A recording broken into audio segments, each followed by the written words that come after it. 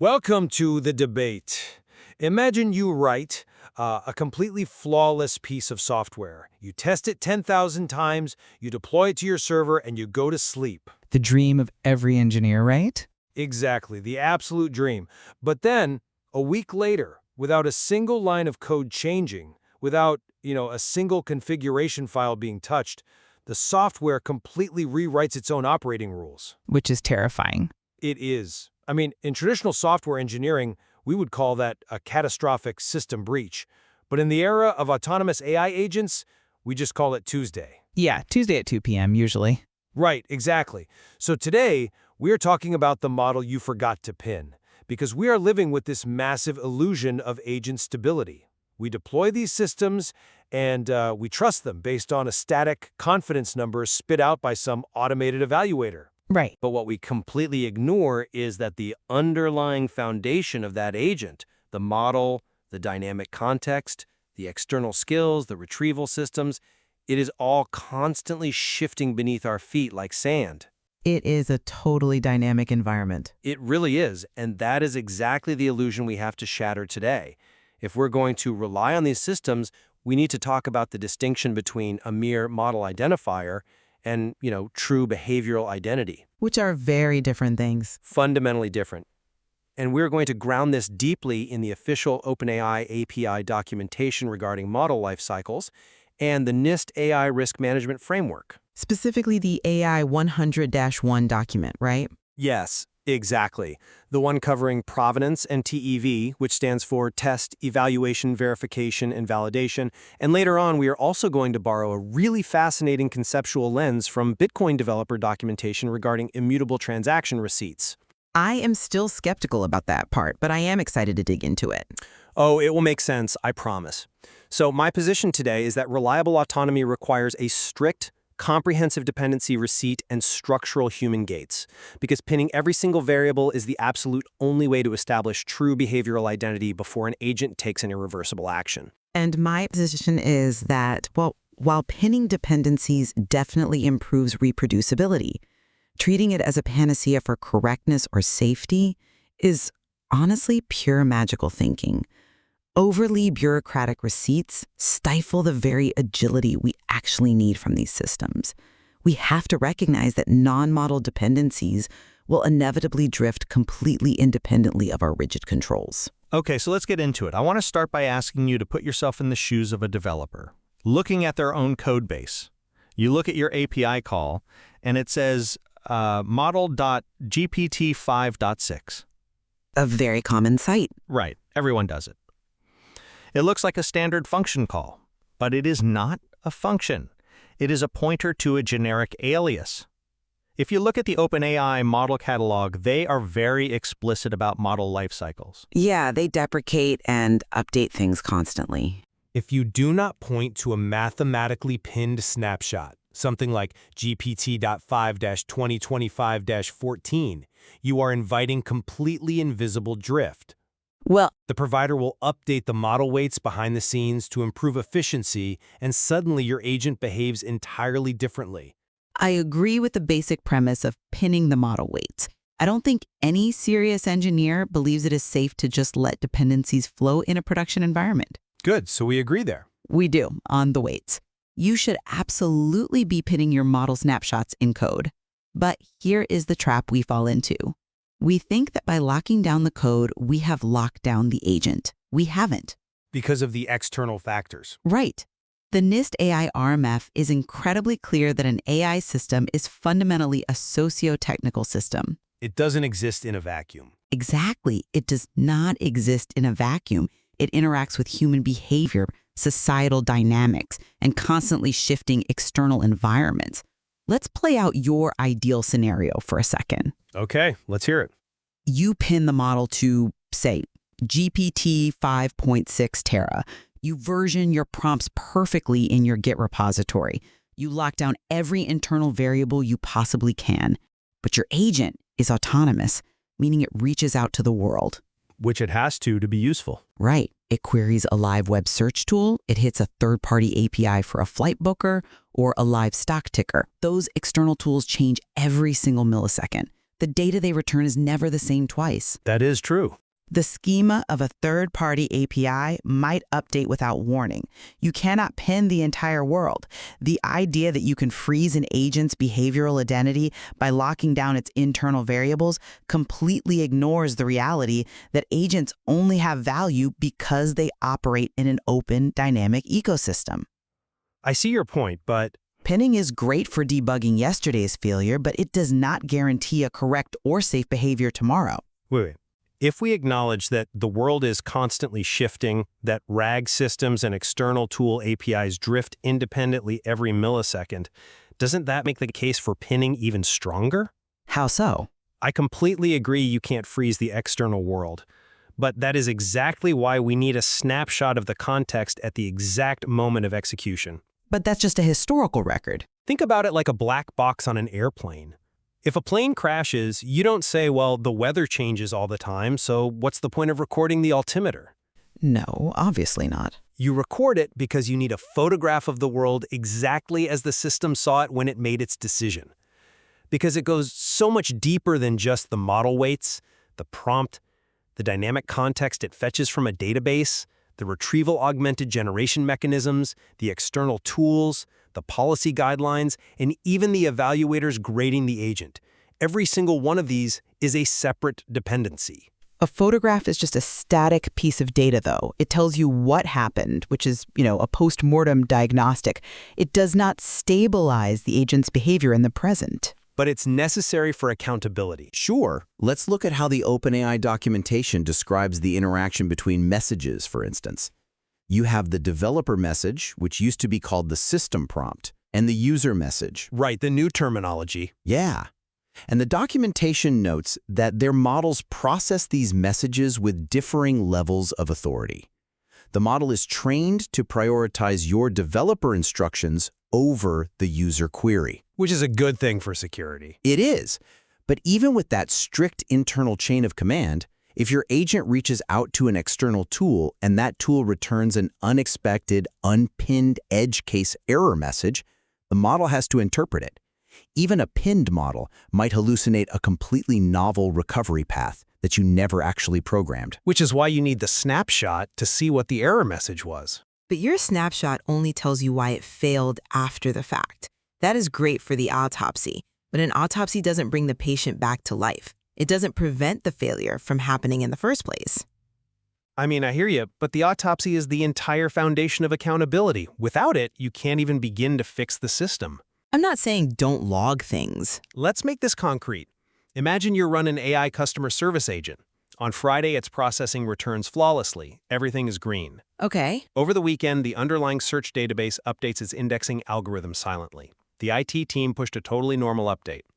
On Monday, a customer asks for a refund. The agent queries the database, gets a slightly different chunk of text back due to the new index, misinterprets a policy, and authorizes a $100,000 refund that violates your terms of service. Ouch. Yeah, that's a bad Monday. A very bad Monday. If we look at the NIST AIRMF under the map and measure functions, tracing accountability requires knowing your inputs. If you don't have a receipt showing exactly which version of the file search context it relied on, or exactly which developer message role was active at that specific millisecond, you have zero accountability. Well, you have logs. But if you aren't strictly pinning and logging those specific dependencies as a unified receipt, you just have to tell your boss, the AI did something weird. That is unacceptable engineering. You don't actually have an agent at that point. You have a random number generator with an API key. A random number generator with an API key is a bit harsh, don't you think? I think it's accurate if you don't know what it's looking at. Accountability is crucial. No one is arguing against understanding why a system failed. But let's look at how we actually attempt to prevent those failures today, because this brings us directly to what I call the verification trap. Okay, lay it out for me. The NIST framework spends a lot of time on TEVV, the test, evaluation, verification, and validation. And it explicitly states as a best practice that the teams building the models must be separated from the teams verifying and validating them to prevent human cognitive biases. Which makes perfect sense. You don't grade your own homework. Exactly. So in a sophisticated enterprise, here is what happens. Your independent evaluation team builds a brilliant, rigorous suite of automated tests. They use an evaluator model, say a separate pinned version of a reasoning model, to grade your agent's outputs in a staging environment. Right, an LLM as a judge? Yes, LLM as a judge. The evaluator runs thousands of simulations and generates a confidence number. It says your agent has 99% reliability. You deploy it feeling incredibly safe. And that confidence number looks great on an executive dashboard. Oh, it looks fantastic. The executives love it. But it is a massive trap because that evaluator is essentially certifying the wrong target. As you just said a minute ago, the real world changes. Right, the indexing algorithm updates. The third-party APIs update. The user behavior shifts. But your automated evaluator is still grading the agent based on a frozen, pinned snapshot of reality from when the test was written. Ah, I see what you're saying. You end up with a high confidence number generated by an outdated evaluator testing an agent against a world that simply no longer exists. Which gives a false sense of security. Exactly. This provides a completely false assurance. This is why I argue that pinning your dependencies is not a panacea for safety. In fact, if you trust the pinned evaluator too much, the very act of pinning blinds you to the drift happening in the real world. You think you're safe because the math says 99%, but the math is grading yesterday's exam. Is it really a trap, though? I mean, I hear what you're saying. A stale green checkmark is incredibly dangerous. It's the most dangerous thing in software. But having no checkmark is just reckless abandonment. The evaluator itself isn't the problem. The problem is assuming the automated evaluator is the final word. But people do assume it's the final word. Because of bad governance.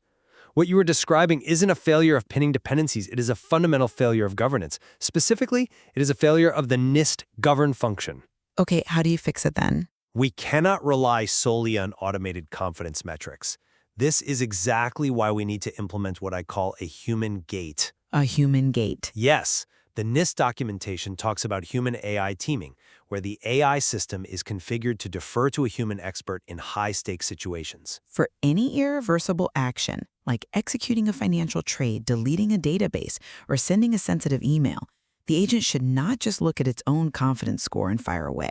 I agree with that in principle, but It must generate its dependency receipt and say, here is the exact model I used, the context I retrieved, the prompt I followed, and the evaluator that cleared me. And then it must defer to a human authority to actually clear the gate. But how does a human actually measure the validity of that receipt when the ground truth might not even exist? What do you mean? They look at the inputs. The NIST documentation explicitly notes the profound uncertainty regarding the emergent properties of large-scale models. Let's look at GPT 5.6 Sol. The OpenAI docs describe this as a complex reasoning model that generates an internal, hidden chain of thought before it outputs a token. Right. It thinks before it speaks. Exactly. It is doing multi-step, multi-dimensional probabilistic math. If that model arrives at a novel conclusion based on a massive context window of retrieved documents, a human gatekeeper looking at the output is completely outmatched. I disagree. The human is the domain expert. But the human cognitive capacity cannot trace the multidimensional math that led to the decision. We see this all the time with security alerts in cybersecurity.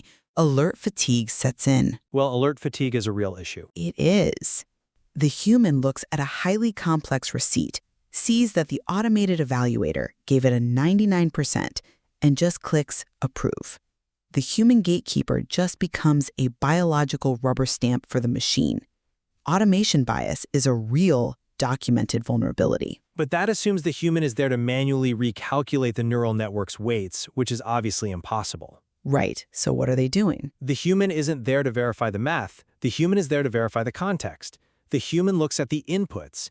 If the receipt shows that the agent relied on an outdated RAG snapshot, or if the reasoning summary simply doesn't align with business logic, the human catches it. If they are paying attention. Right, but human automation bias is a very real threat, I will give you that. If we cannot always trust the human to verify the AI's complex reasoning, we have to trust the structural integrity of the inputs themselves. We need a cryptographic level lock on what goes into the machine. Cryptographic? Now you're losing me. Hear me out. To explain how we might achieve that, I want to pull in a conceptual lens from an entirely different field that I think illuminates this perfectly. I am intrigued. Where are we going with this? I want to look at the underlying mechanics of Bitcoin transactions. Oh boy. Okay. Now wait, to be incredibly clear up front, I am using this purely as an analogy for inspectable inputs and outputs. I am not saying Bitcoin solves AI agent identity, and I am absolutely not suggesting that agent actions belong on a blockchain. Okay. Understood. The caveat is heavily noted. So how does this apply to an AI agent? Think about traditional banking. If I send you money, the system just updates a ledger. Subtract $10 from Alice, add $10 to Bob. Right. Simple addition and subtraction. But according to the Bitcoin developer documentation, that is not how a robust, trustless system works. Bitcoin uses UTXOs, unspent transaction outputs. Right. The inputs to the next transaction. Exactly. Think of a UTXO not as an account balance, but as a physical gold coin. You can't just cross out the number on a gold coin and write a new one. To spend it, you have to melt it down and forge a brand new coin. Okay. I follow the mechanics. But why is this necessary for our AI discussion? Because when a Bitcoin transaction happens, an input must explicitly spend a previous output using a specific transaction ID, the TXID, and a specific output index number, the VOUT. Okay, it's very explicit. It is explicit because of a concept called transaction malleability. In the early days of Bitcoin, attackers realized they could slightly change a transaction's cryptographic signature, adding non-functional data to the signature script. So they changed the wrapper, basically. Exactly. This changed the overall hash, the ID, of the transaction without changing its actual function or amount. If you were an exchange tracking the transaction by its generic hash ID, the transaction looked like it disappeared, even though it went through. It broke the tracking systems entirely. I remember that. It was a massive headache for exchanges. Huge headache. Therefore, the absolute best practice in Bitcoin development became tracking the inputs, the UTXOs, because the inputs are immutable. If you change an input even slightly, the entire transaction is mathematically invalid. Okay, I see the bridge you were building here. Right. Now apply this to AI agents. How do we track agents today? We give them generic IDs. We call it Customer Support Agent V2. But an agent is infinitely more malleable than a Bitcoin transaction. That is an understatement. The provider silently upgrades the underlying model weights. The RAG system fetches different documents because of a new search index. A developer tweaks the system prompt in a UI and forgets to log it. If we just track the generic agent ID, we are completely blind to the malleability. Because the inputs have changed under the hood. Exactly. The system looks the same, the alias is the same, but its function has fundamentally changed. We should be tracking an agent's inputs, the exact model ID, the precise prompt version and code, the specific tool versions. Like tracking the UTXOs. Yes, in Bitcoin, developers use signature hash types, like sci-hash-all, to cryptographically protect specific parts of a transaction from modification. An AI agent needs a sci-hash-all equivalent for its dependencies. We need a receipt that completely locks down the inputs, so if anything changes, we know immediately. Okay, I have to jump in here. It is a beautiful analogy. The conceptual rigor of a UTXO is an engineer's dream. It really is. But we have to be very careful not to overextend this analogy because it breaks down the moment you look at the actual physics of AI. How so? The logic holds? Bitcoin handles deterministic math. If I have a UTXO and a private key and I sign a transaction, the cryptographic math works out the exact same way, generating the exact same output every single time until the end of the universe. Sure. It is perfectly deterministic.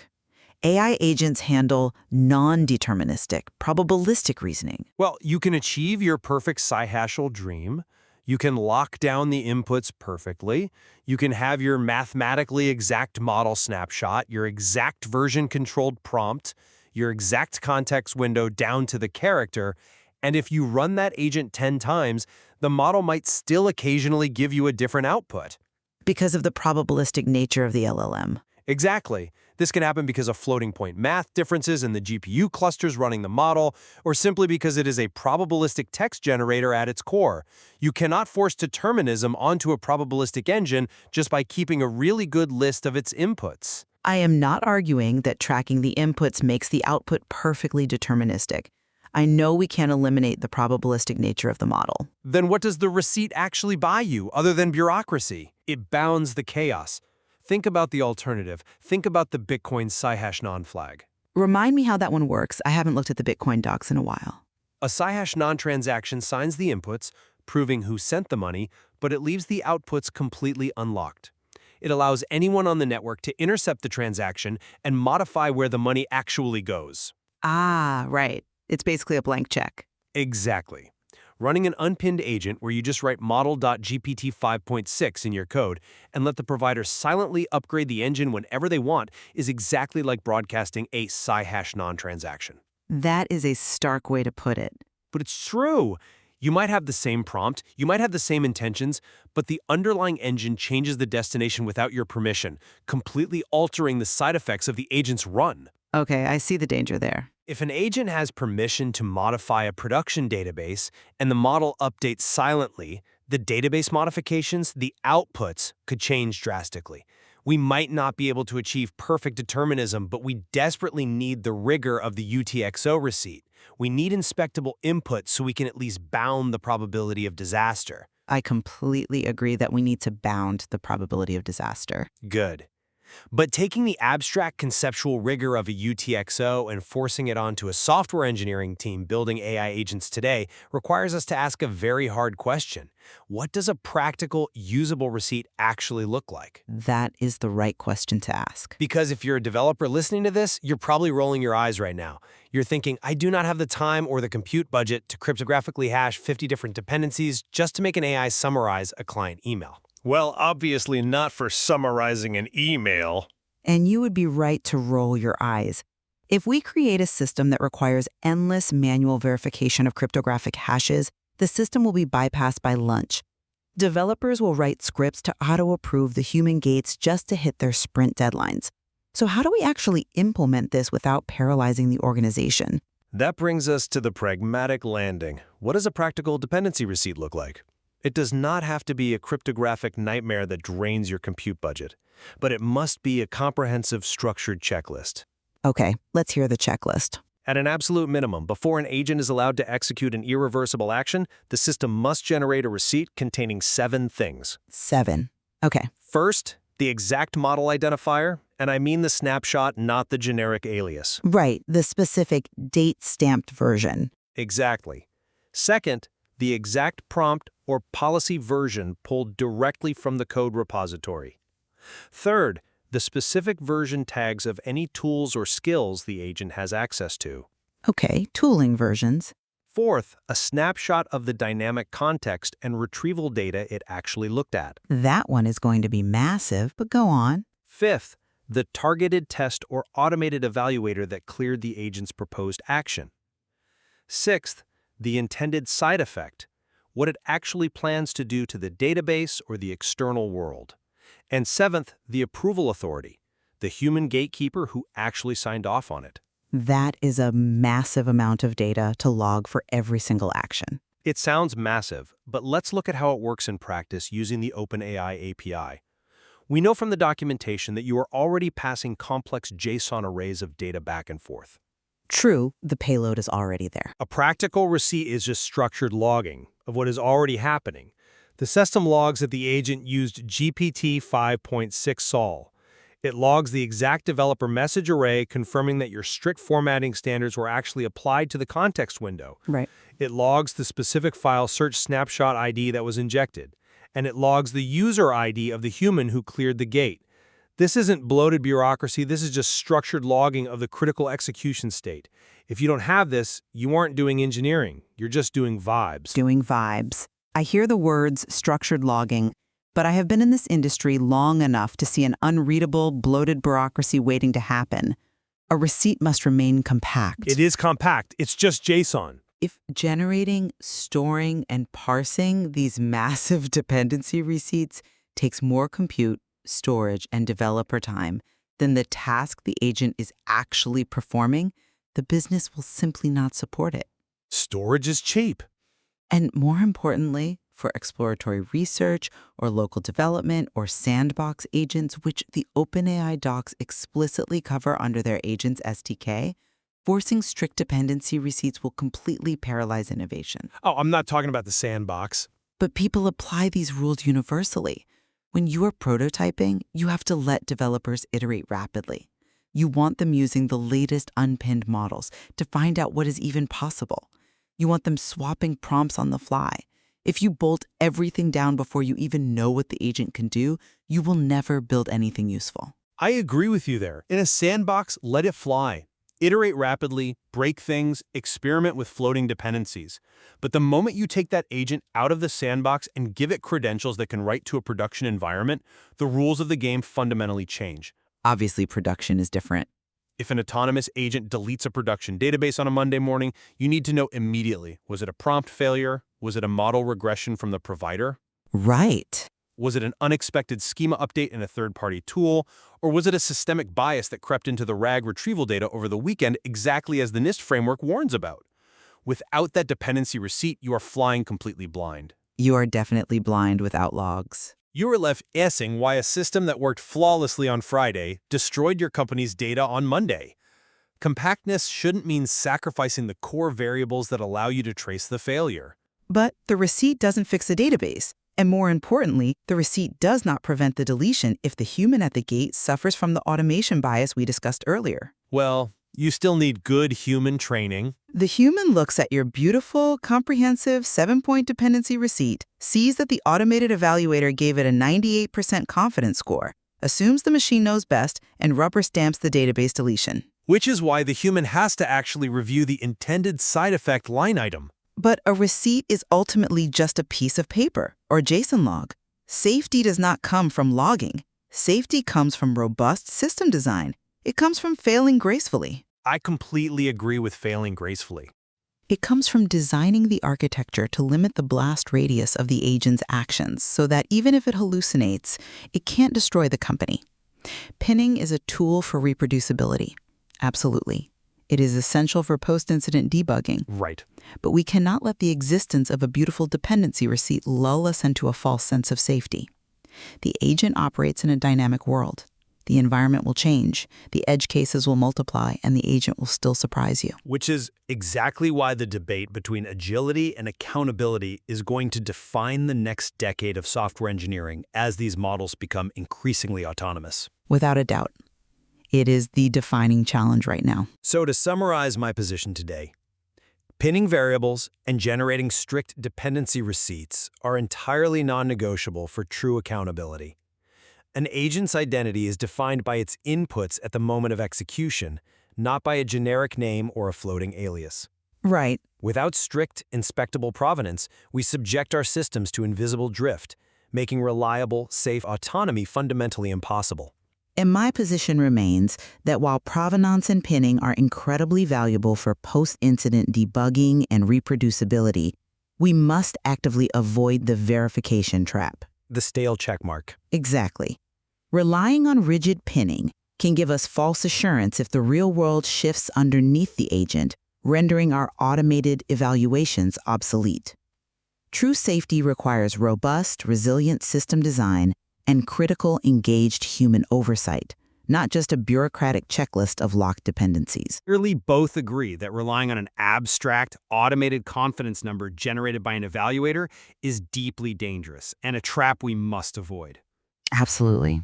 We also agree that some form of inspectable provenance is required for responsible AI deployment, even if we fiercely debate the exact weight, structure, and implementation of that receipt.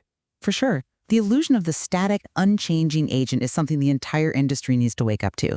The source material from NIST and OpenAI leaves a lot of room to explore how these receipts might actually be standardized and implemented in the future without crippling the agility of development teams. It is a massive balancing act. It is a conversation that will only become more urgent as these systems take on more responsibility in our daily lives.